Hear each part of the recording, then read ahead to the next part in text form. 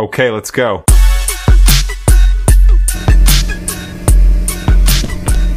Okay guys, sa video na ito ay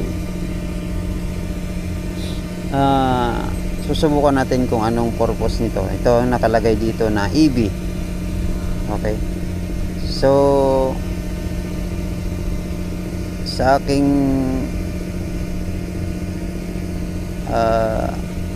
pagkakalam, ang ibig sabihin niyan ay ang exposure.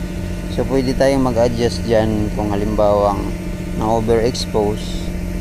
So babawasan natin, ganyan. Try natin kung magbabago ba yung yun. So padilim siya. Kung habang nagni-negative ay lalong didilim yung ating kuha ng exposure. Okay, so balik natin sa 0.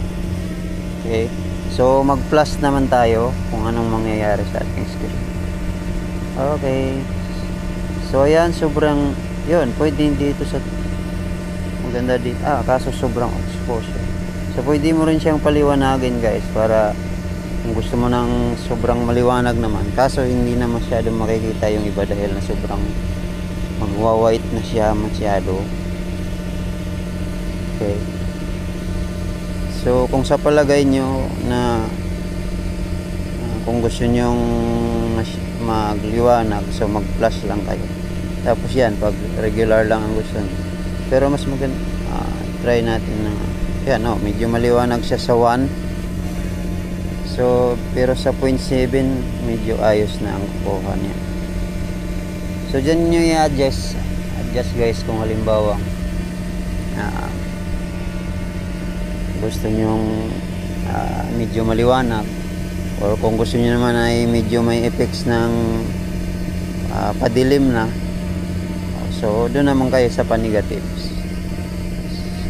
Okay, sa mga beginner na kagaya ko, baguhan lang din, so baka curious kayo kung anong ibig sabihin itong dito EB na nakalagay sa ating screen, sa ating controller or sa ating cellphone.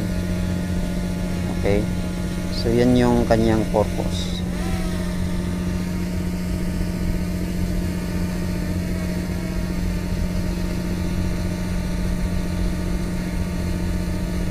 Okay, dito naman sa ito guys, yung sa resolution, pag i-click nyo yan, ito yung magiging kuan niya, yung total na hours ito.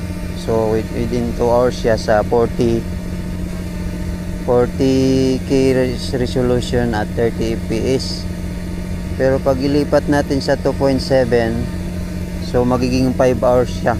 5 hours yung aabutin ng kanyang pag-recording.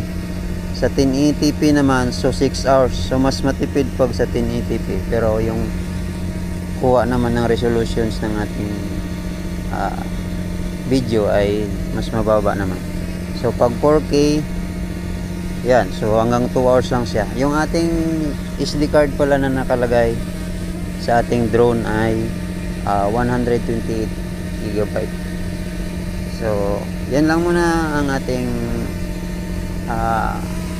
tutorial ngayon guys. Maraming salamat po sa pag-tune in, at don't forget to like and subscribe.